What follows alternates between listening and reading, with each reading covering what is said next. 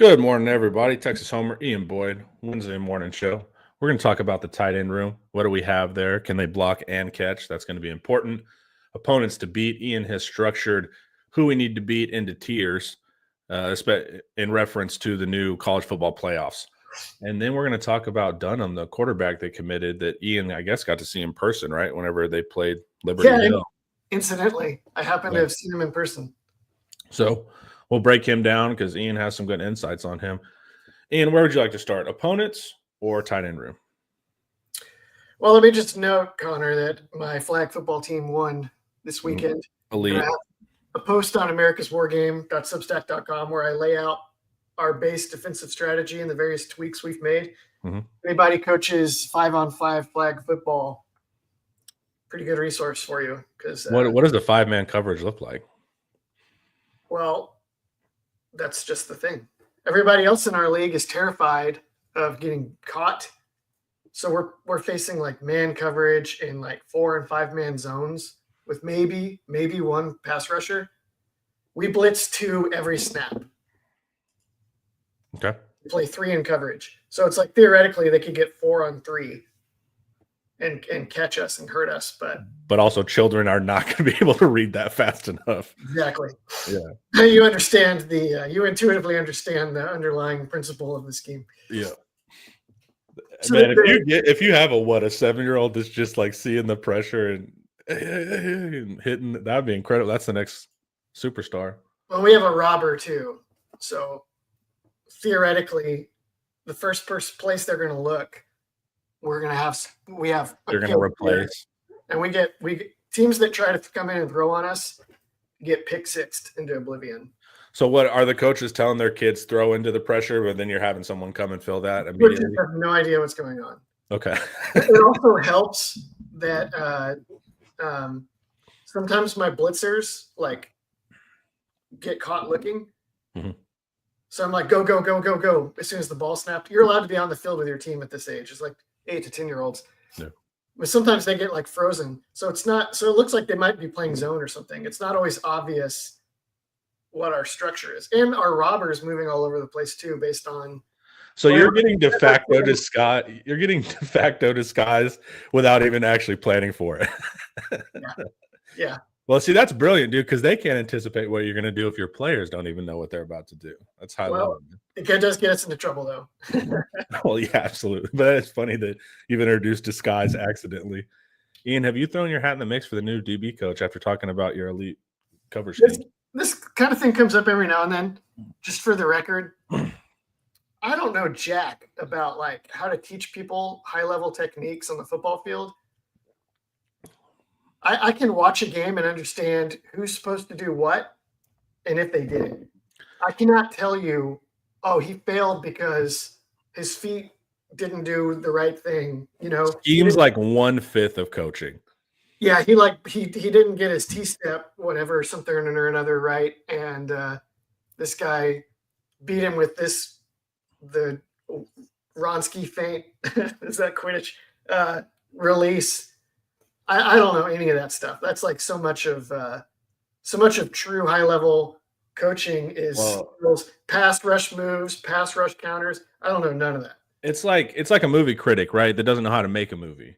So like he can tell you, hey, like this scene didn't work probably for these reasons, but he's not going to be able to tell you it's because the lighting key was screwed, blah, blah, blah. So it's like, it's kind of that thing. I remember when I started Homer, people were like, you should coach. I'm like, this is not coaching, writing a video on scheme. Also, I don't care about developing young men and like all the emotional side of coaching. That's like truly the most important side of coaching. I just like to watch the scheme side. Can you imagine Ian on the sidelines with a corn dog in his hand during Red River rivalry game? Also, Ian just has clear leaks in his game because he's just going to send pressure. He's just going to engage 8. Okay. I went into my first season thinking cover 1, and then I had a plan to teach them how to switch, like who is on the quarterback if they did anything tricky, like basketball switch. And then I talked to my coach who'd been doing it for a couple of years, and he's like, "No, you just want to blitz a couple fast kids every play." And he taught me the basics of the corner rules that we use. And then I've just taken his structure and I've just added various tweaks. Just forms of aggression. Just to change up like leverage, and I give the cornerback specific rules so that we don't get beat over the top or outside. There we go, man. It's very good. It's very my level because it's 9 and 10-year-olds. So yeah. I don't have to, yeah. It's like very simple tactics, you know? Yeah.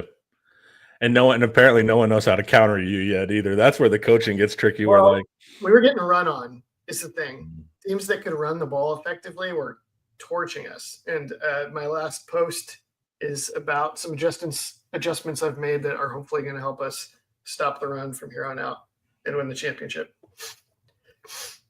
You need to live stream it, dude. We need it on Inside Texas. If you can just live stream the championship from your phone, that'd be nice.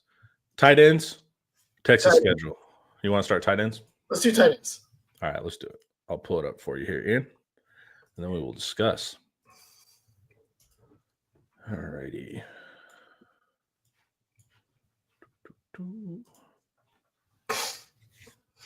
Let me make this bigger. There we go. As I was writing this article, I went into this article with like one aim, which was, hey, Texas needs to find blockers to make tight end work.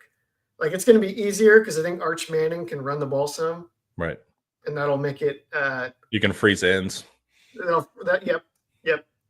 But as I started writing the article, I was like, they have a lot of possible solutions there that I'm sure that they'll undertake, especially now that they have Jason McIndoe, who used to coach the tight ends and fullbacks for Oklahoma State. And now my takeaway after writing this article, I had to kind of rework the article as I was writing it.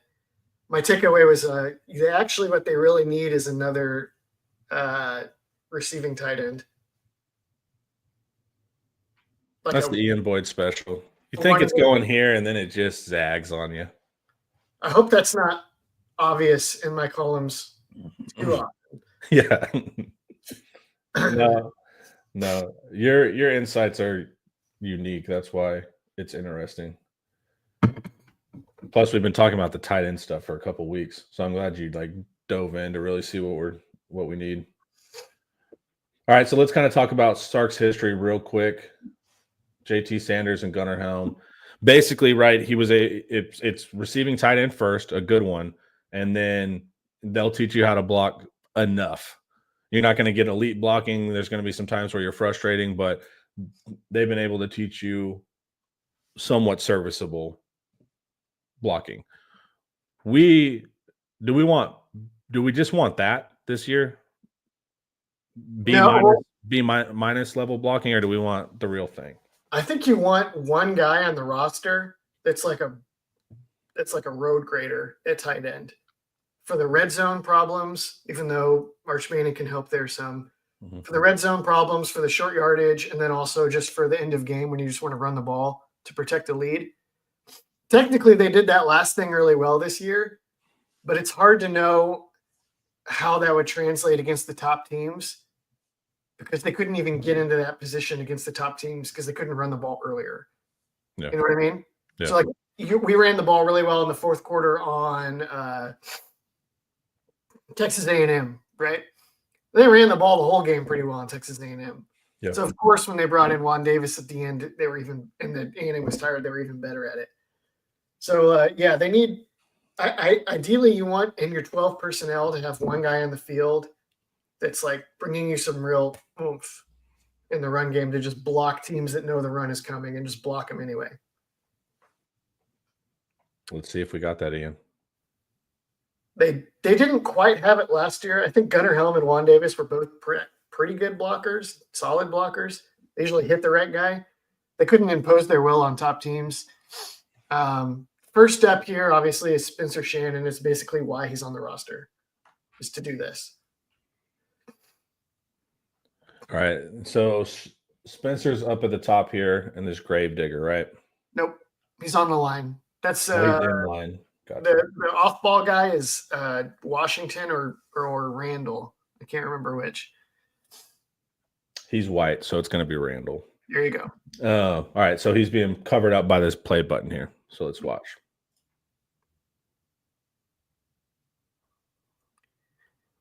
It's not like amazing. he almost lost his ground, but his length is really useful because he was able to keep his hands inside of him.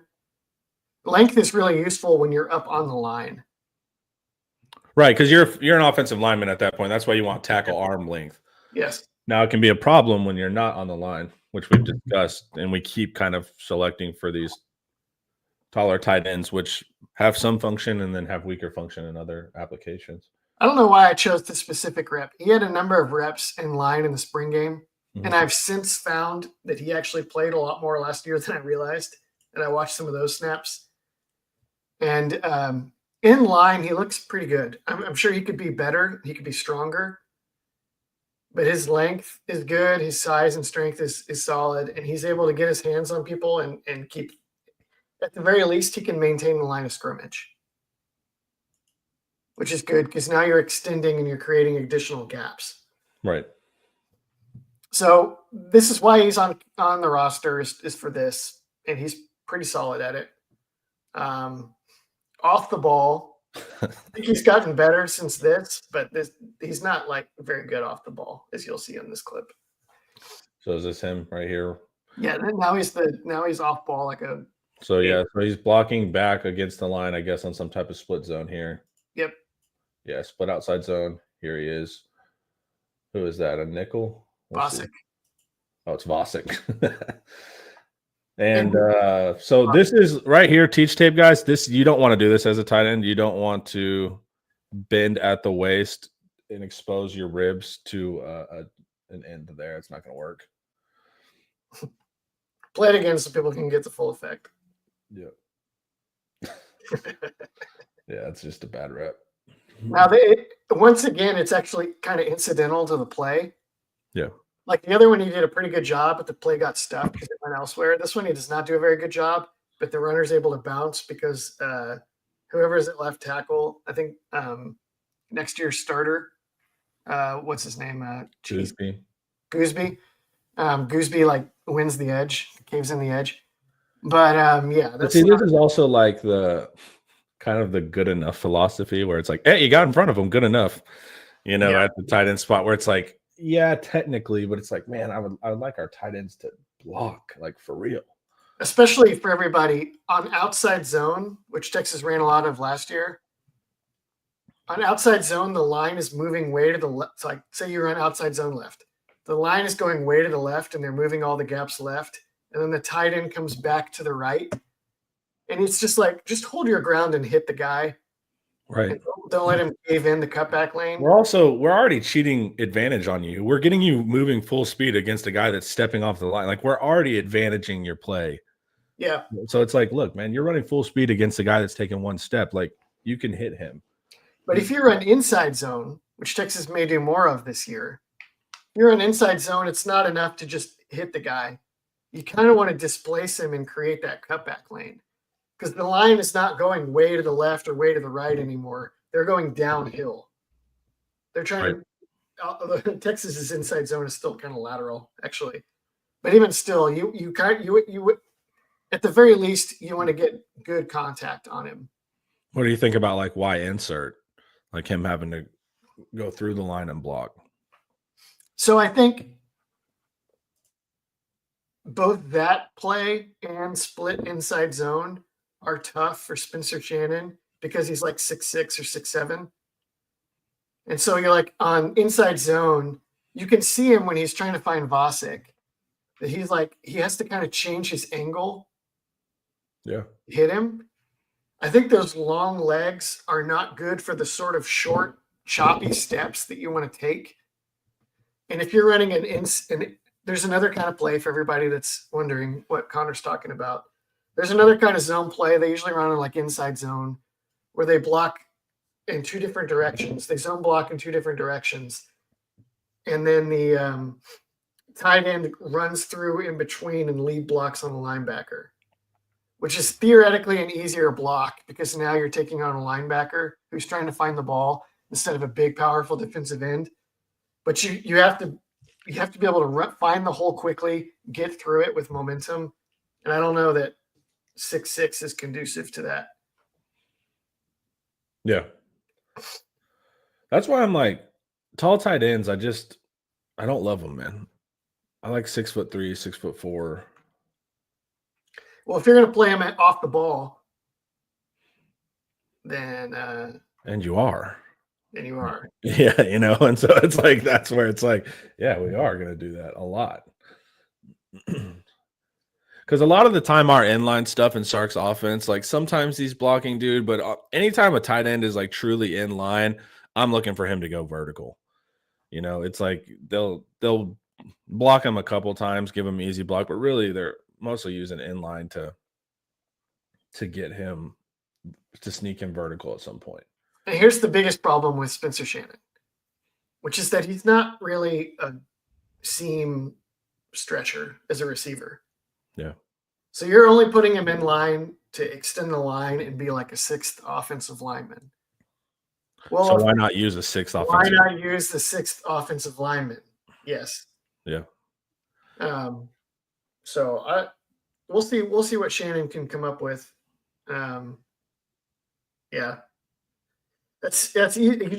Me and Connor are like, this guy's 6'6". Like theoretically, if he bent his knees and stayed low and took like choppy steps, he could be good at this. But it's like he's 6'6". Is he really going to be good at that? It'd be a lot easier if it was just somebody small, somebody a little more compact. Yeah, square peg, round hole type thing. Okay, then next up, Jordan Washington, who I think has an exciting future. Jordan Washington is basically like plan A and plan B at tight end for Texas. Yeah. I think he's pretty good off the ball. He's going to get better with another year. But in the spring and in the snaps that he got last year, he's already pretty solid off the ball. He's actually strong enough to play inline as well if you want. And he's only going to get better there too.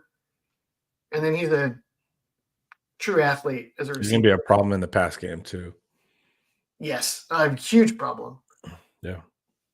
Which is really matters. Like if you watch Arch Manning at Isidore Newman or watch his uncles, like so much of their quarterbacking was like, we're going to have a dual threat tight end and we're going to move him around. And that's going to help us figure out how to attack the defense.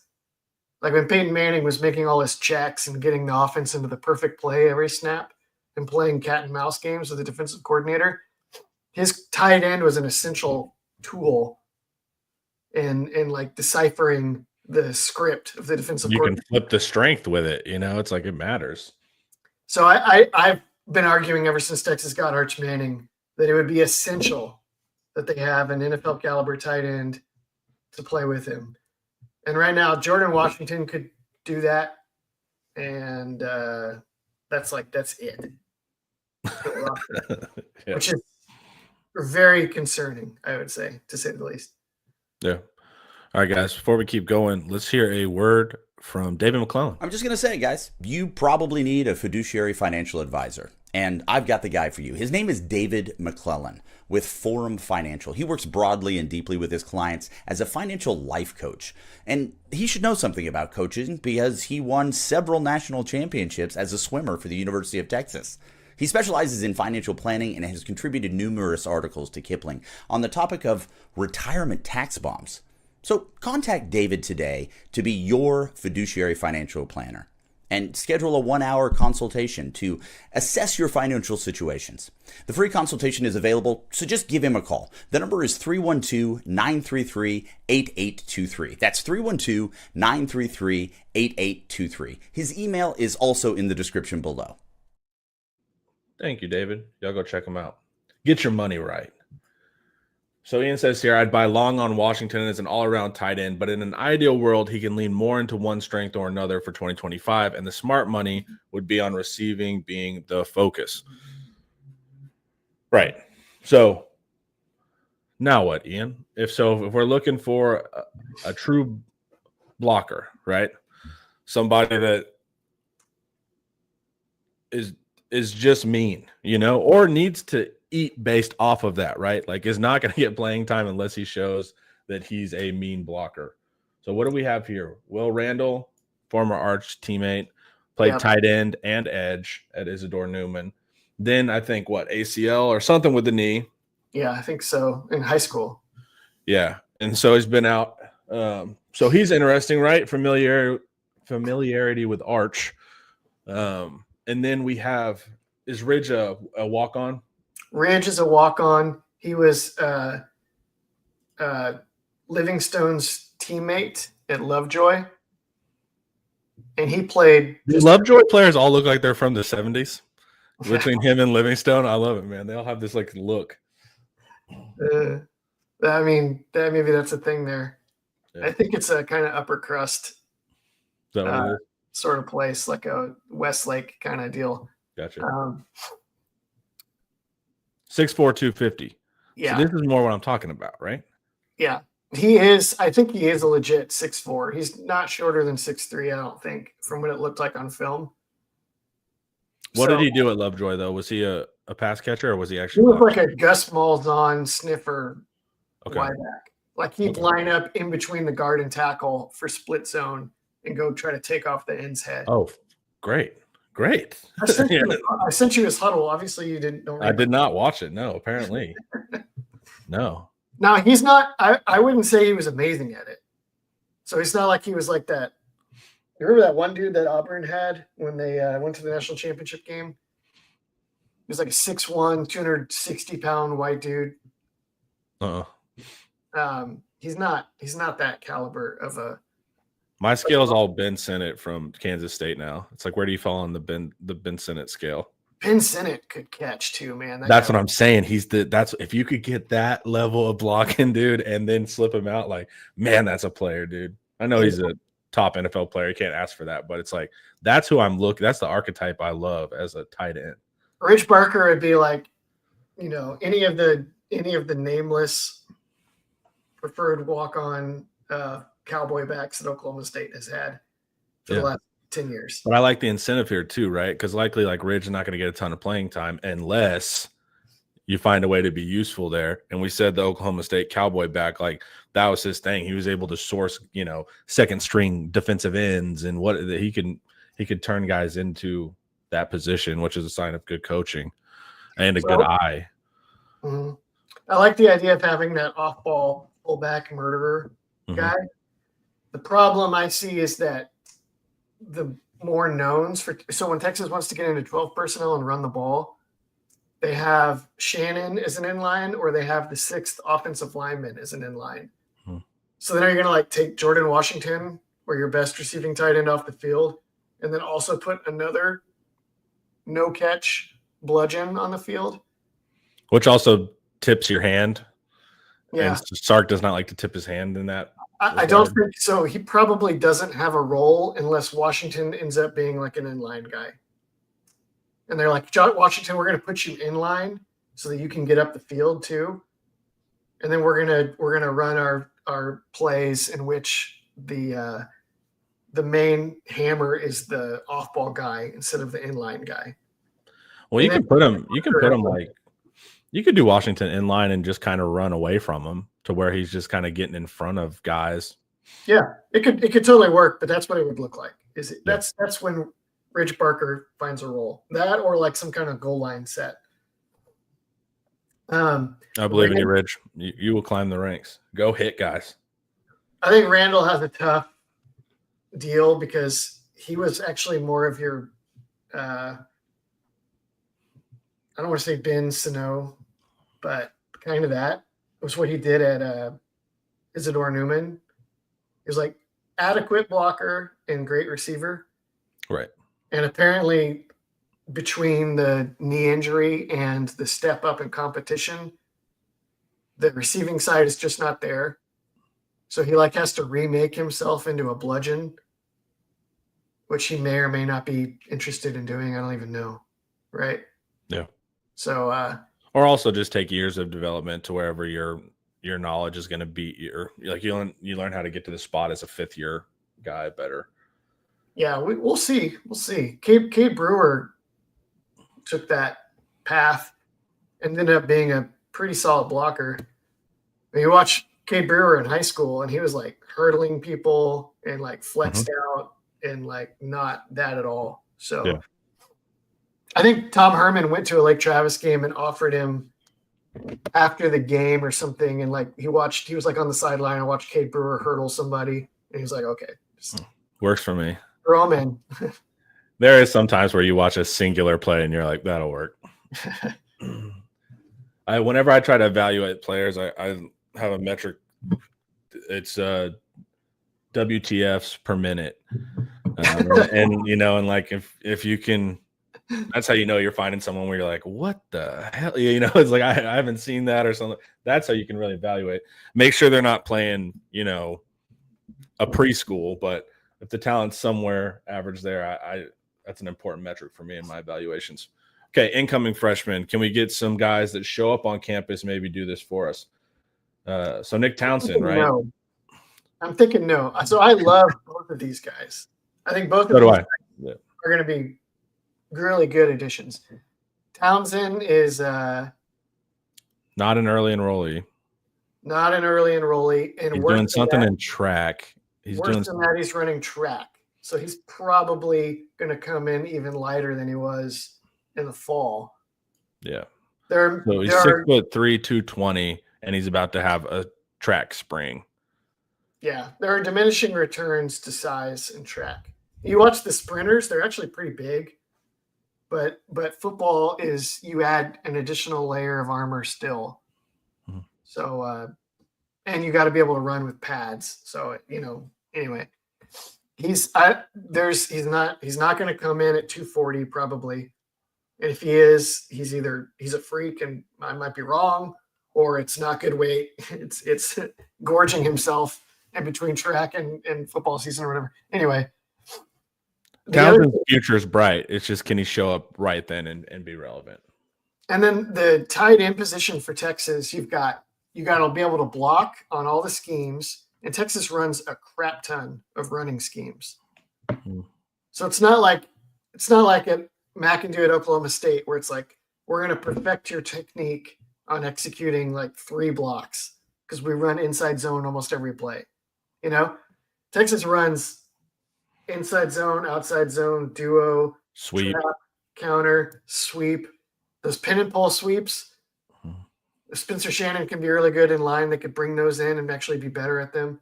We wasted Jake Majors for years by not getting a better pin block on those plays. Anyway, tons and tons of stuff. Okay, that's the run game. Then you got to learn all the routes, and Sark's going to be all over you like 6 yards. I said 6 yards. Yeah. Precise moment where you break and where you break to, and there may be a read involved in which direction you break based on the alignment of the defense, right? And then pass protection. A huge thing for Texas is taking shots down the field and pass behind max pass protection. And you got a new offensive line, so they're going to be even more wigged out about like, you guys get your blocks. And you better get that right, or Paul's going to be in his postmortem being like, well, we asked Nick Townsend to pass protect, and guess what happened? He got matched up one-on-one with an NFL edge, and Arch Manning tore his labrum. Yeah, that happens. It happens. It happens for Texas. Yeah. It happens like once every few weeks, especially when it was Jatavian Sanders. Man, yeah. I think literally Quinn tore his shoulder in 2023 because of a weak Sanders block against Houston. And that was Houston. It wasn't even against, it can happen any week. Yeah. So that's just a lot for a freshman to get. And he's already like, Nick Townsend was like he did some blocking in high school and he looked promising, but he's running like routes. I think he played edge.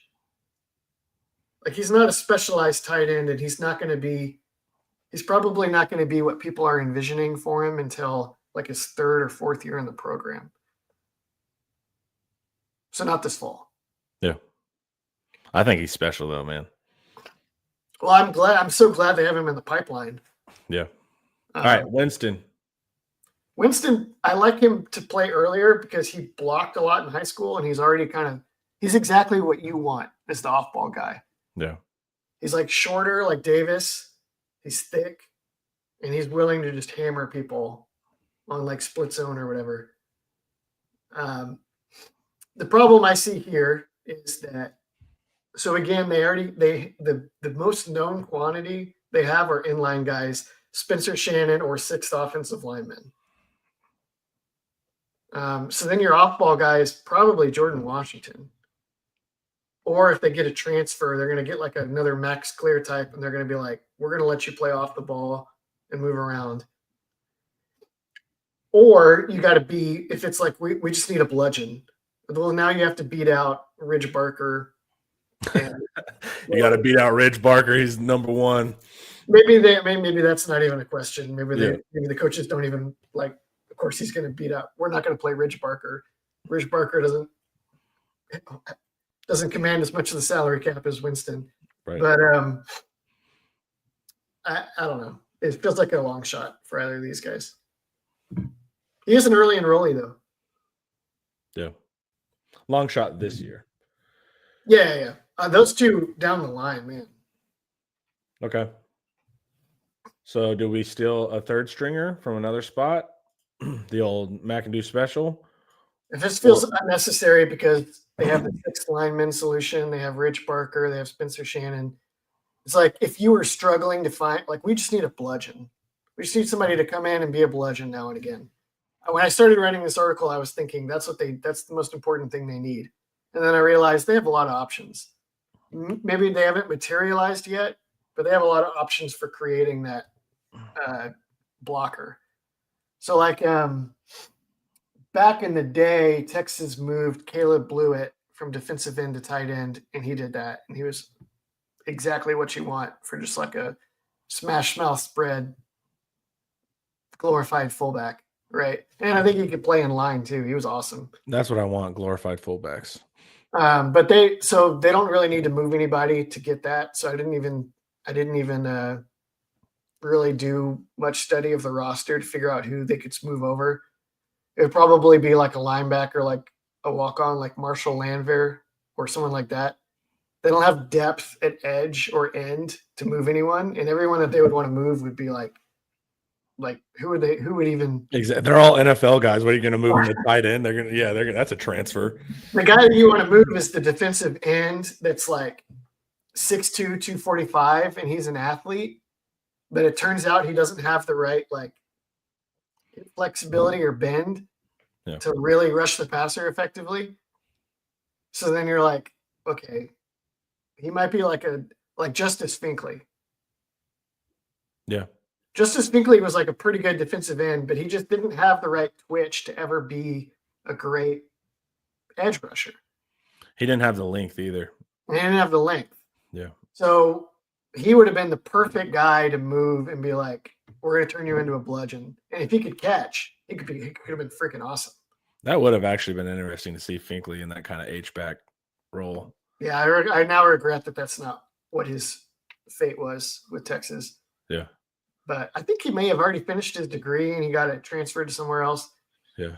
He's going to be fine. But yeah, he's a great kid, man. But that would have been cool, man. Yeah, him at H-back. I'm sure he wouldn't have liked it. Everybody wants to play edge, but that would have been a cool switch. So he's at Kansas now.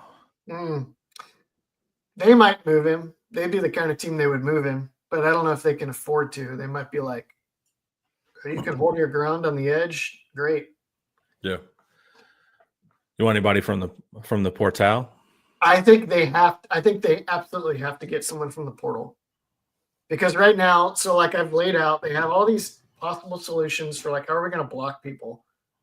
Spencer Shannon is probably up for it. Can move a lineman as needed. Jordan Washington is probably going to be good. You could bring in Rich Barker, right? You could, theoretically. Maybe Amari Winston. But what you don't have is any contingency plans whatsoever for helping Arch out in the passing game if Jordan Washington crashes a scooter on campus or is the inevitable ACL casualty practicing on turf every day in the fall or whatever, right? That's like who else can catch 50 balls at tight end next year for Texas? Yeah. Someone's going to say like Townsend, and we've already been over that. Yeah. So you want depth in the receiving room, the receiving portion of tight end. Yes. I think you absolutely have to get a decent do-it-all 11 personnel. If they can go get a star, like they went for Max Clare, I guess they didn't really play that hard to get him. Was that the Purdue kid that went to Ohio State? Yeah.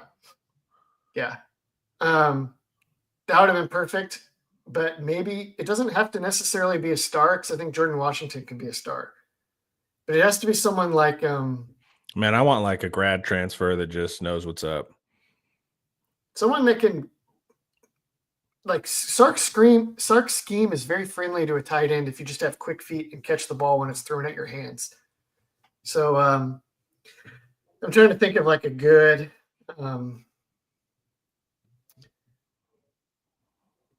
guy. You know, honestly, that guy that played for Oklahoma last year that like was a terrible blocker, and they had to like. But he transferred out, didn't he? Yeah, he would have been good for this. Yeah, that's all he could do. Whoever it is, they don't even have to necessarily play that much unless Washington gets hurt. We just need somebody that can, so that you don't go off a cliff. Yeah. All right, next up, guys, we're going to look at opponents to beat. But first, let's hear from Luxe. This video is brought to you by Luxe Kitchen and Bath. Luxe has been offering high-end kitchen and bathroom remodels for 3 generations throughout the greater Austin area. With 5-star review after 5-star review on Google and Facebook, and an A+ rating from the Better Business Bureau, you can put your faith in Luxe Kitchen and Bath's award-winning designers and skilled craftspeople to bring to life that dream vision of your special home. But that's not all. Luxe's all-star team provides full remodels, large additions, and even commercial build-outs as well. So call Luxe Kitchen and Bath at 833-358-LUXE today. Or visit luxekitchenbath.com to discover where quality meets luxury and begin the process of transforming your home. Get a free quote today by calling 833-358-LUXE. That's LUXE. Or by visiting luxekitchenbath.com. Link in the description. Thank you, LC. We're going to reshoot all the commercials here in a little while, so we're going to have new reads for you guys. Oh, wow. Yeah. And then I like to give LC some free roam, so who knows what we'll get back with his humor. It'll be interesting. All right, just don't screw it up. This is tier 4, guys. So we're talking about, I'll just probably show you the screen, right? That's probably helpful to you guys. All right. Yeah. So Ian is talking about who does Texas need to beat in 2025, and he's broken these down into tiers, with the core thought being that you can lose 2 of certain games, right? Could probably lose 2 of any game, I would think. I don't think you could lose to Sam Houston and UTEP. Notre Dame lost to Northern Illinois. Yeah, but they didn't lose 2. Yeah. Very different emotionally. But also, I agree with you, man. That still makes me mad that you're just able to walk that off. I didn't care. I lost sleep. I wasn't able to sleep as soon as they lost that game all season. I actually don't like it bothers me more that Ohio State are the national champions after losing to Michigan than that Notre Dame could have won after losing to Northern Illinois. Because like the Northern Illinois, it's like, okay, they didn't take it seriously enough. They didn't have everything figured out yet. They kind of walked through it. They got caught. Ohio State versus Michigan. Ohio State was gearing up to win that game like their whole lives. That's true. That is there. And they lost, and it just feels like that should matter more. But my problem with NIU is like they weren't even a good G5. They were like a middling G5 in there wasn't like, oh man, that was a sleeper App State. Like that was a whatever G5 too, is what also bothers me there. I hear you. And I get it. Ryan Day's whole identity was designed to beat Michigan there, but also it's still Michigan, right? Like it's still a decent enough team. All right, let's talk about tier 4. Can I actually make one quick mention of the tight end thing, or are you going to strangle me afterwards? No, you go for it. Classic thing. Niblack was perfect. It's really frustrating that didn't work out. Yeah. Like he wasn't a great blocker, and maybe he just didn't have the right attitude or focus or something. But like that would have been perfect. Like Jordan Washington could have passed him up on the depth chart. That's fine. But at least if you'd had Niblack in your back pocket, as the second stringer, then you'd know, even if Washington gets hurt or something, or like quits football and joins a monastery, you still have Niblack, and now that's what you need to replace. Yeah. Maybe that wasn't worth the interjection. Go ahead. No, it's all good. No, I agree. It's just that Niblack's never going to allow to get passed up again. Like Niblack thinks he's a starter. He got his reps at Alabama, Yeah, you're right. Maybe that was not realistic. Yeah. So tier 4 is going to be Sam Houston Bearcats. They do their thing at their level. UTEP, San Jose Spartans, W's. Apparently, I only wrote the mascots for some of these teams, and not all. Yeah, it's the stuff you only notice on like weird rereads. You're like, huh, why did I do that? Tier 3. Texas needs to win. Those are all gimmies, and if they're not gimmies, then something probably went really wrong. Yep. Tier 3, dangerous on the wrong week. Kentucky, who's in cultural hell. Vanderbilt, strong coaching staff, strong scheme. They got Pavia coming back. Cultural heaven. Yeah, cultural heaven, exactly. And then you have Arkansas, who lost basically everyone besides their quarterback. Got poached. But Taylor Green's a fun player, but I don't think Arkansas can scale. And we'll have them at home. And then Mississippi State, at Mississippi State, year 2 of Lebby. Van Buren went to LSU. I actually learned that yesterday. I didn't even know he transferred. I think that was a big mistake. I like that kid. So then you're gonna have year 2 of Lebby. They lost Craver as well, which was their speed guy to A&M. Big mistake for who? Mississippi State. Oh yeah. To let Van Buren go. Yeah. Yeah. And so I think they screwed that up, and they lost Craver, who was their speed threat. I don't remember. I don't know if Kevin Coleman's still there. Remember him? I think he's doing pro. I'm not sure. Okay. I think I looked that up, but I don't remember what the. So I'm not in love with their personnel, but the year 1 to year 2 jump is normally pretty significant. So that's what I'm kind of leaning on. Yeah, I think Lebby can find a guy like Keon Coleman. No, Kevin Coleman. Kevin Coleman. Nobody knew who he was before last year. We did. We tried to recruit him, but like you're talking about on the actual scene, he was the former 5-star. Oh, you're right. Yeah, we actually tried to recruit him, but there was stuff going on there. Well, I don't know their situation, but I feel like we'll see if Lebby is good at managing a roster or not. Maybe he actually sucks at maintaining pipelines. Yeah. But I think that their offense is going to be good and probably even better because he's so clever and he's just able to make the most of it. How did Leach do it? Because Mississippi State, that's a tough school to, maintain your pipelines at. So it's almost like you have to be so schematically dominant and just have guys that are like perfect fits for it, or have or they're wide receivers in the veer and shoot that you're going to feed them the ball so much it doesn't make sense to go somewhere else. Like you almost have to manufacture your advantages to keep personnel, opposed to because you're not going to be able to compete in the SEC purchasing talent. What Leach did that worked is its own podcast. You don't get me started. Right. Yeah. We'll do one off. This is a Texas football channel, but one day we'll just do a Leach one, release it somewhere. Yeah, Leach.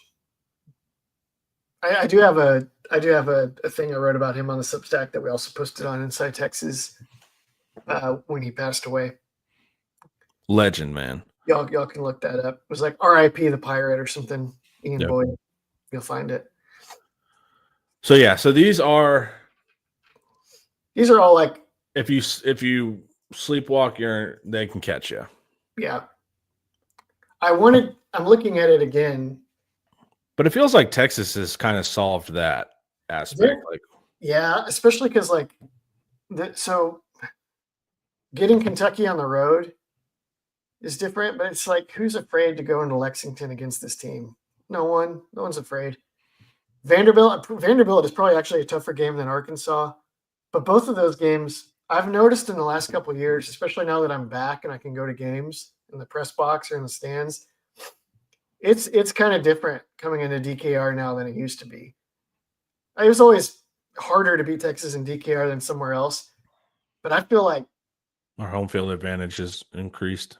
I feel like a bunch of teams came into Austin and just got whooped, just got caught, and just got overwhelmed, except for that one team, Georgia. We'll talk about them later. Everybody else felt like was like a little bit overwhelmed by it's like 100,000 people.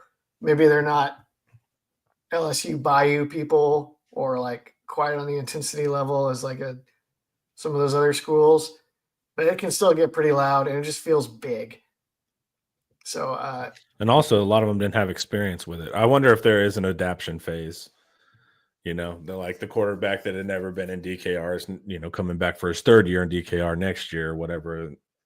That definitely makes a difference. Yeah. Or it doesn't have to be DKR, obviously, because it's the SEC. So there's other atmospheres that are as good or better. Yeah. But it's just, you see that in the other schools. Like, it's hard to win at Auburn. It's hard to win at Tennessee. It's hard to win theoretically at A&M. Never seems theoretically at A&M. It's a mystery why they don't win more at home. It's another podcast. Like, I've never seen a program that's just all marketing, no substance. It's a tough place to play. All right, doesn't look like it. But it is though. Like, the people are into it. They are, but if it doesn't translate to wins, I don't care. Well, it's like if it's not getting, I don't care. It's like it's cool that they moved together, and honestly, their intro when we played them was pretty dope. When like all the lights are flashing and stuff like that. But that's what I'm talking about. Like they accused Texas of being like all hat, no cattle, and it's like y'all are the ones doing these 20-minute walkouts and everything's on the periphery. Y'all are the ones not blue collaring on the actual field. The quick summation of my theory on A&M is that it feels like they have to win a certain way to validate their identity, and they just like can't be tactically like smart or adaptive because they feel like it has to be a certain way. Like they feel like it feels like their thing is perpetually like send them back up Cemetery Hill. We'll get the Yankee this time. Yeah. And they never do. And then of course, yeah, it's like, no, they have cannons. You don't want to do that. Okay. They're blue collar atmosphere. The average A&M student currently comes from a home with more money than the Texas student does. So even their identity of like being the blue collar down and out guy is not even accurate. Well, I don't think it's that. I think it's like the Southern gentleman tough guy. Like, you've offended my honor, sir. Yeah. I guess whatever, man. We'll keep talking about A&M because they're next. I think this one is pretty much always a must win. Oh yeah, there's no doubt. Yeah, it's one of those things that like you go undefeated and you drop one to A&M, it doesn't feel as sweet. And also the worst part is A&M will go like, you went undefeated, but you didn't beat us. It's the OU thing too, right? OU had that on us last year in the playoffs. That was painful. They were like, yeah, you got to the playoffs, but you couldn't beat us. So A&M, but they're coming to Texas. That'll be fun, right? Yeah. Yeah. I wonder, hopefully I'll try to get there for that one. I guess we'll see what it looks like in the Texas press box, but if you scroll down, I have more of the A&M thoughts. I don't know that it super matters. I kind of think A&M is going to be a lot better next year. I think a lot of Aggies don't. Why? They were totally discombobulated on defense, though they had first-round talent. None of it was tied together. And then on offense, they brought in a couple of good receivers. Hudson, we don't know what's going on with him, but if they have Hudson, that's three good receivers. I don't think they're going to have Hudson. Right. So you're going to have Concepcion and you're going to have Craver, which are good receivers. You lose your number one to Georgia, which I think is a loss. But and then you have Marcel Reed with more time, and aren't they returning offensive all line? 5 linemen. Yeah, they're returning. So it's like, why wouldn't they be better? And Le'Veon Moss and Ruben Owens. Yeah, I think they're going to be a lot better in Colin Klein's run game. I think Marcel Reed will be a much smarter game manager. I think they'll be able to spend the entire offseason developing Reed and building the offense around him. Yeah. I'm with you. I think the defense is definitely going to be less talented superficially. But last year, I mean, Texas They were talented, but they were getting burned every play. Like they didn't have any idea what was going on. Like they were totally disconnected. Yeah, they were bad. My boy Keegan Renault, an Oklahoma guy, texted me after that game, and he was like, "Dude, these A&M safeties have no idea how to fit the run." It was hilarious watching them try to stop you guys. Yeah, dude. Like, yeah, that's what I'm saying. They were like, yeah, you had some first rounders at edge or whatever, but it's like it didn't matter, dude. The linebackers didn't know what the D line was doing and didn't marry to the secondary. So it's like they just looked like a first year team. Remember our defense in year one? Just like we didn't have a ton of talent, but also just how discombobulated we were. That's how they were. So I think they're going to be better, even with quote unquote a step down in like pure NFL draft. I think also like if Elko can actually instill his culture and system, I think they're going to be like a perennial 8 to 10 win kind of team. But they're going to be a brutal final game kind of team. Yeah. Like if they get their defense down and they're playing great defense, and then they are like a smash mouth bully you run game, like that's like the worst kind of team, and they're like all hyped up. You don't want to play that team as the last game. Exactly, and they're literally want to spoil anything Texas does, so they're always going to be up for the game no matter what. So this year we'll see if they can realize that vision. We both think that they could, so that's a concern. Yeah, I think they'll absolutely be better. I hadn't even heard people argue that they wouldn't be. That's weird to me. They're pretty beaten down right now. That whole Jimbo thing was a huge L to absorb. Yeah, Texags is full of people that are just like, I don't even care anymore. Yeah, but once they get their first win in next year, they'll be back. This is the cycle of it. I mean, this is being an A&M fan. Yeah, they always come back every time. Like, there's no other option. So It's like, and they're going to get through. I like Elko, man, unfortunately. And so it's like that was not the one hire, but that was the hire where I went, okay, they're not doing the typical A&M flash trying to buy their way to first in line. Like that seemed like a good coach, strong defensive background with good culture, and wouldn't let the locker room just turn into a organized crime ring. They wanted to do that. And then their athletic director was like, I know just the thing. Here he is, Mark Stoops. And then they rebelled. Yeah, the mutiny. They mutinied and overthrew. I was talking about that yesterday with Paul on the show, how mean that was to do to Stoops. Like Stoops, tells his players, tells his coaches, like Stoops did nothing wrong there. And then you backtrack on him. And then you basically, I mean, we're talking Machiavellian. I mean, you tanked another SEC team's culture. So good there if you're a sociopath. But like, man, that was a gross thing to do. Just on a human to human level, that was not cool. Next time, pick a more formidable team to tank A&M. Do us all a favor. Try to take exactly. Do that.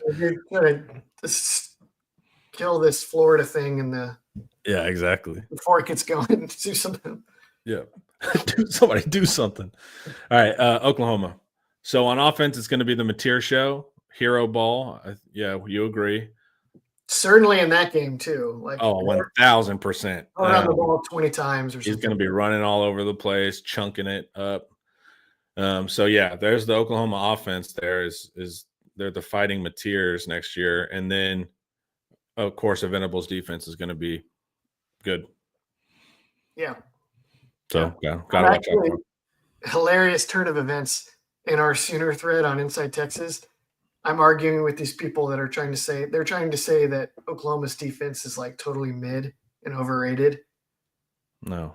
And I'm like, they're not like Georgia, but they are pretty good. They're upper tier. They're just like, so here's the thing.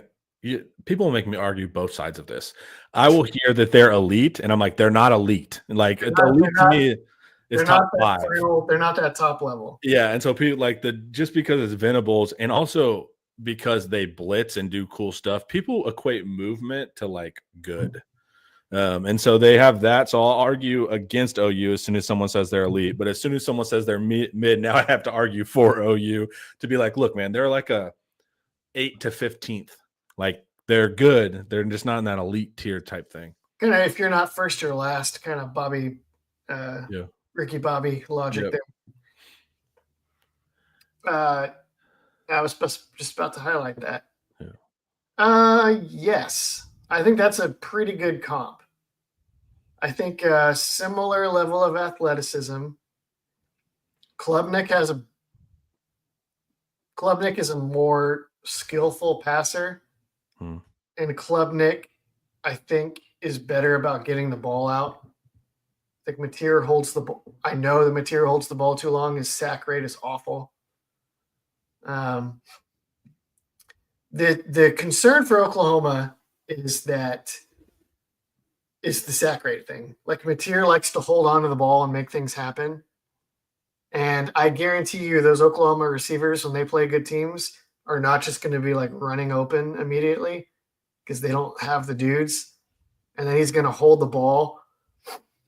And that's going to got edges. What? And Texas got edges.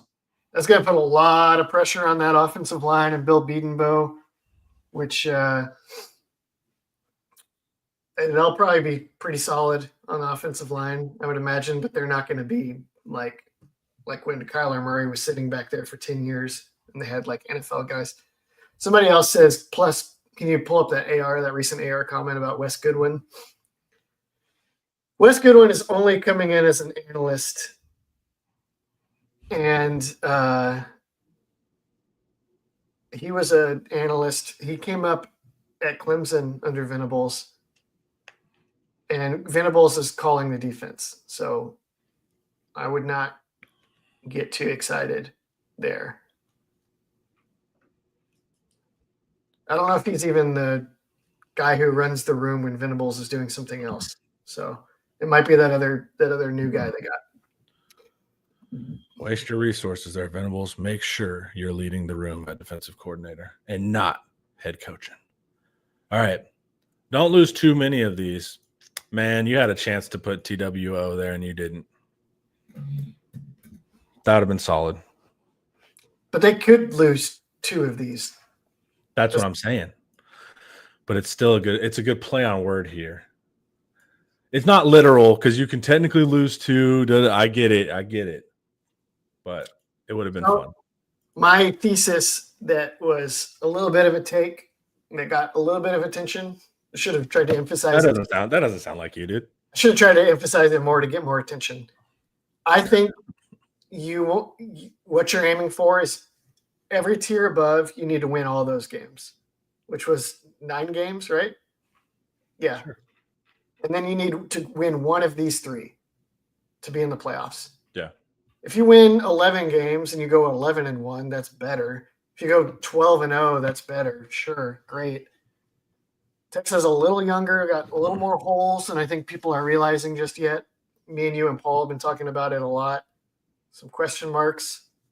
So I think the game of these 3 that you circle for a lot of reasons to like, let's win this game is Ohio State. Because you get it. Because everything's new coordinator. I mean, it's really Ryan Day. But new quarterback, losing the wide receivers besides the chosen one, the Golden God. Receivers probably pretty good, but yeah, but you don't have Ibuka for sure in the slot, right? Yeah. And if we know anything about Heartline, those receivers tend to replenish rather remarkably. But you got a new QB as well. So the offensive line is reworked. They have new tackles. The defense was savaged by the transfer portal. Jim Knowles left. Who's even the defensive coordinator? I have no idea. Do they know? At Ohio State, they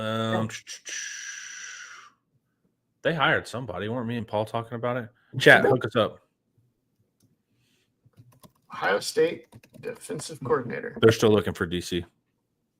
Reportedly meets with former Patriots defensive coordinator, Lions head coach Matt Patricia. That's, yeah.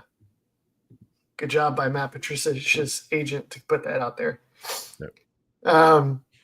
Well, anyway. Ohio State has questions that it didn't have last year. And it's week 1. Mm-hmm. And I think we figured out on the board that it's like necessarily going to end up being like a big noon game. So well, it's going to, by default, going to be a big noon. Yeah, so you don't have to go in there at night. Yeah. And it's going to be really easy to load up your fall prep and your summer prep with Ohio State. Because the other games, the other weeks are San Jose State and Sam Houston and whatever. So you really load up and you try to win that Ohio State game. The Florida game on the road, theoretically could be at night or late afternoon. The week before the Red River Shootout, that's tough. Mm-hmm. If you win, great. But I don't think you put all your eggs in that basket. And then at Georgia. Well, you got a rising DJ Lagway, too. Yeah. Just putting teams on notice. They're good in the run game. Yep. They made a change at defensive coordinator, right, to get stronger there. And they just improved week after week, man. Like, that was coaching. You didn't want to face Florida at the end of the year. I'm not saying you like cheat that game, but you sneak in Oklahoma prep, not the Florida week, but the weeks before. You sneak in. You don't sneak in. Looks here too. We get a bye before Florida. You get a bye before Georgia. No, I don't know. I don't think you get a bye. Well, you use the bye on Oklahoma. Okay, I know people are going to be like, but Oklahoma. No, you use the bye on Oklahoma.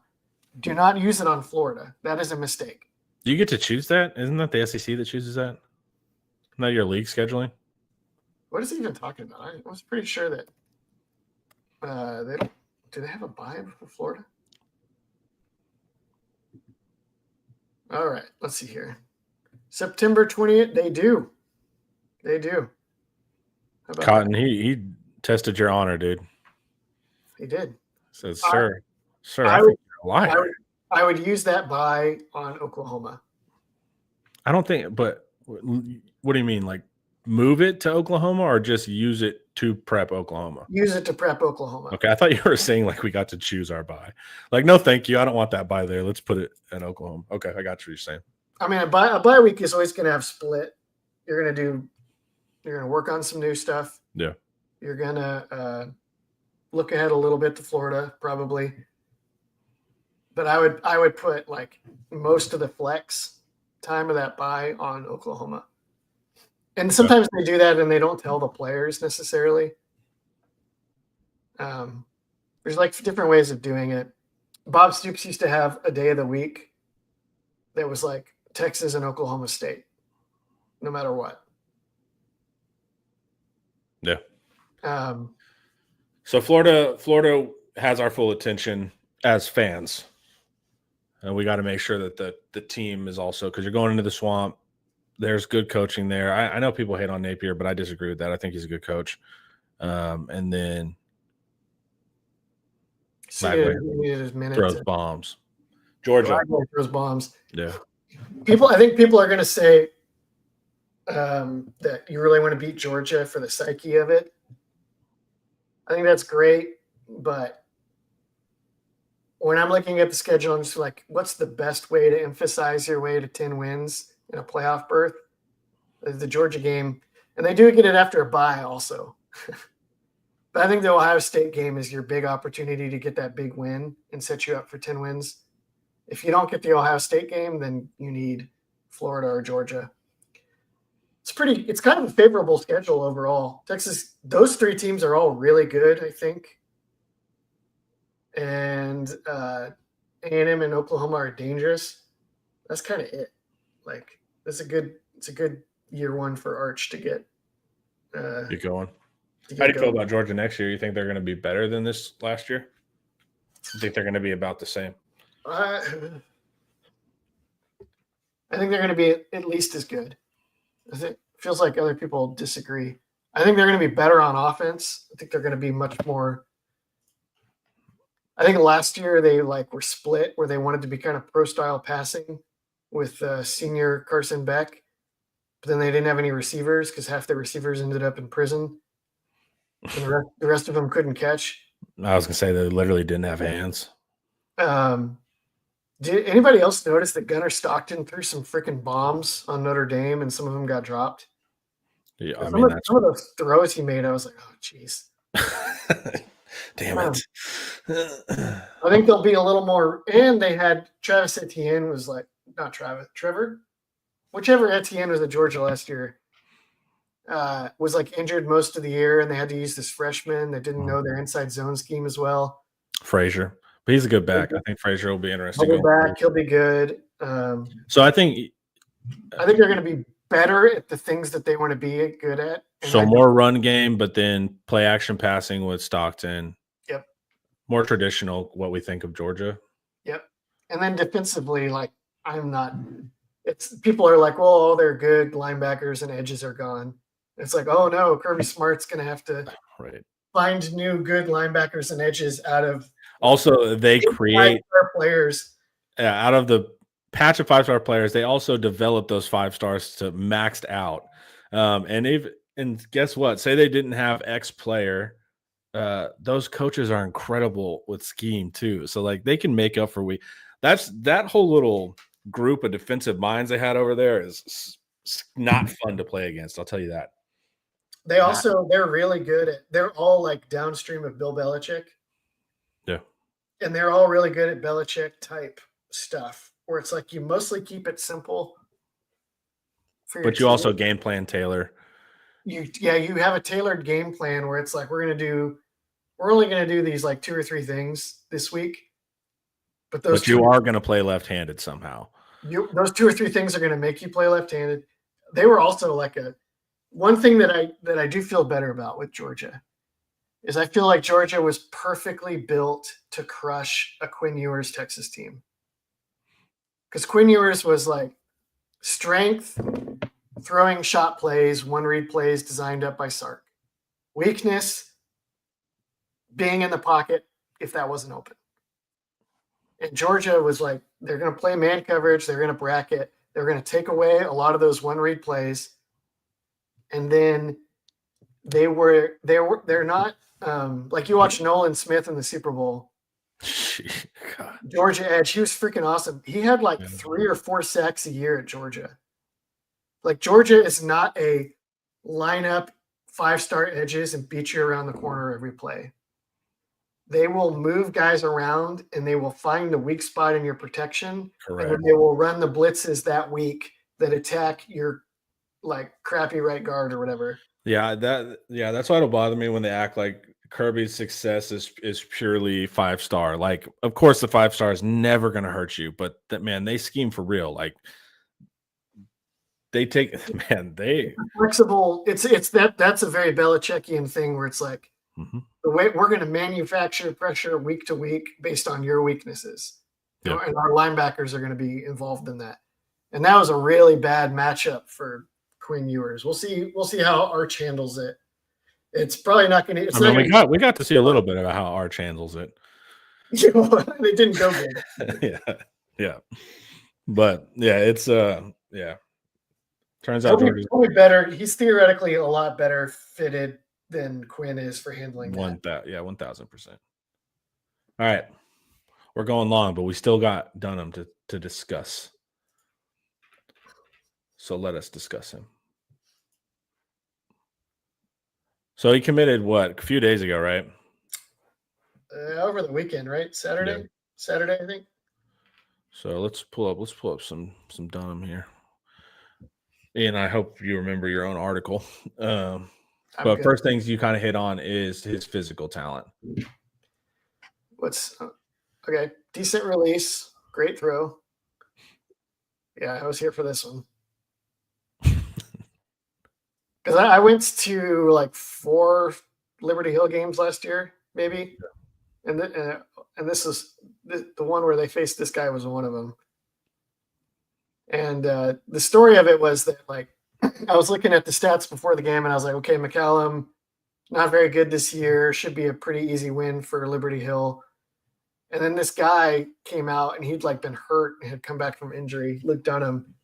And he just like immediately, like this was like one of the first plays of the game.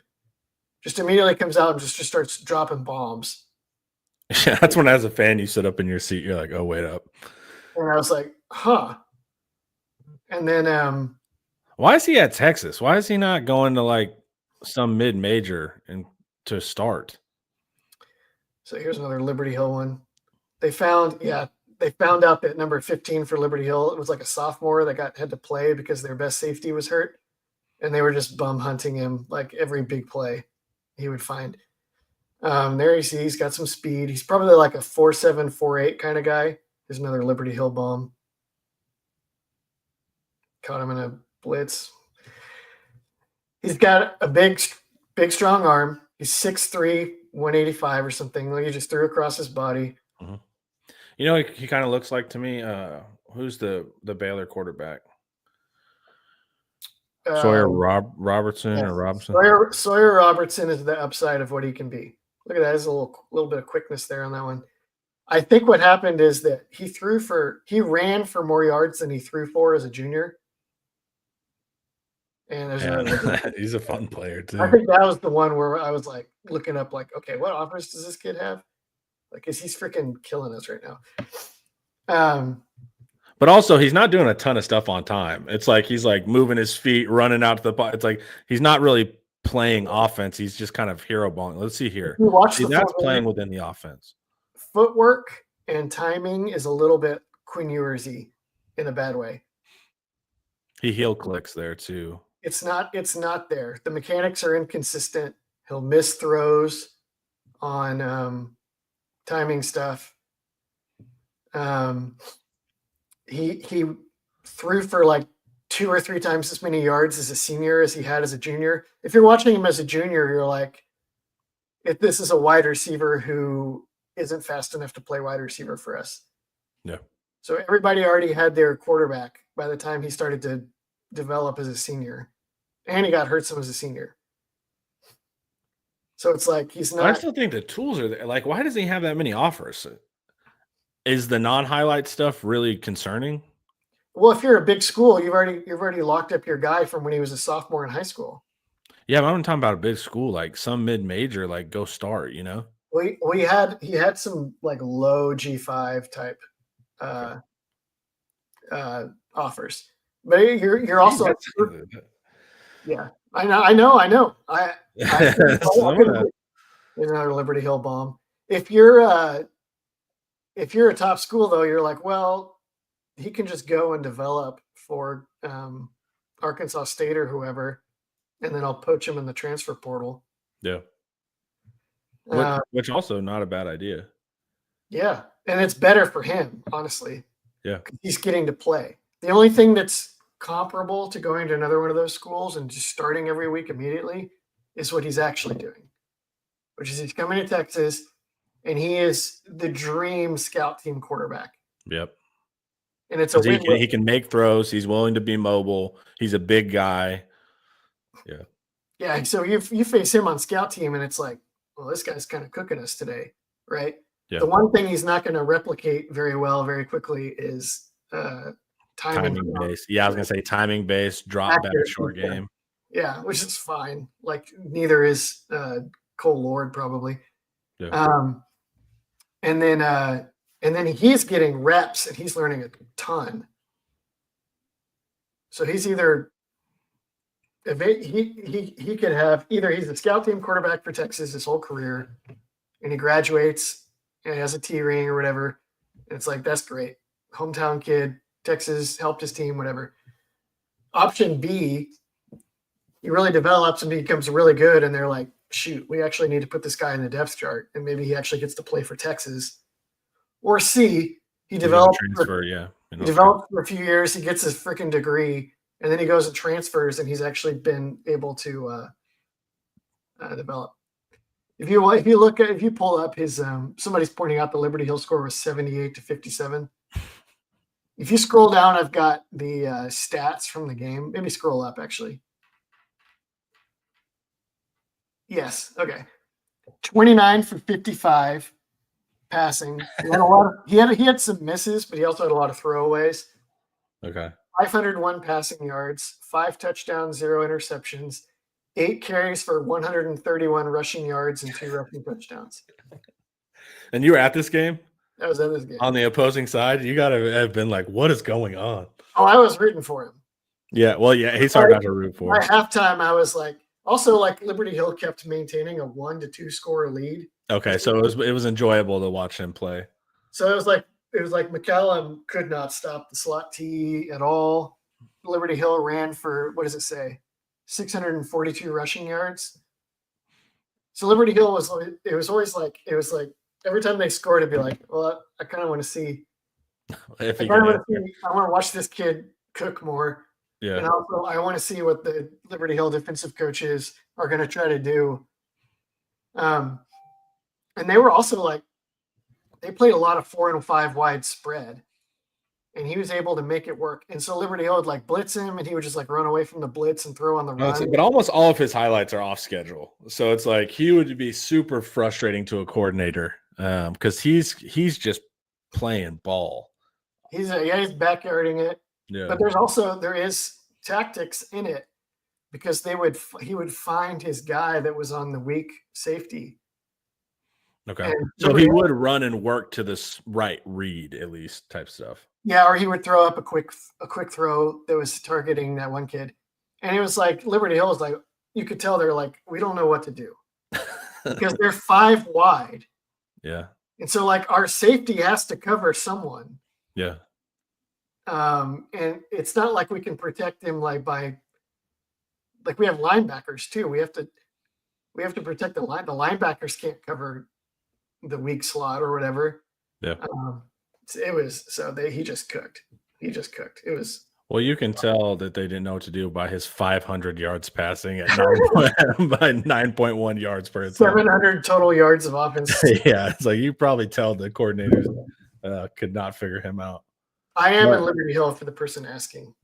That's yeah. So but he's a fun player though, man. Like my thing is like, why is he not on a better team? I'm ecstatic to have him.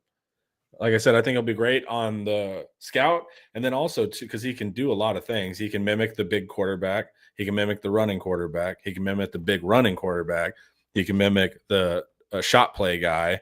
He can mimic the extending play guy. Like he can do everything besides the 3-step drop, get it out kind of guy. Yep. So it's like I love rarely it. Exists in football anymore, anyway. Correct. Yeah.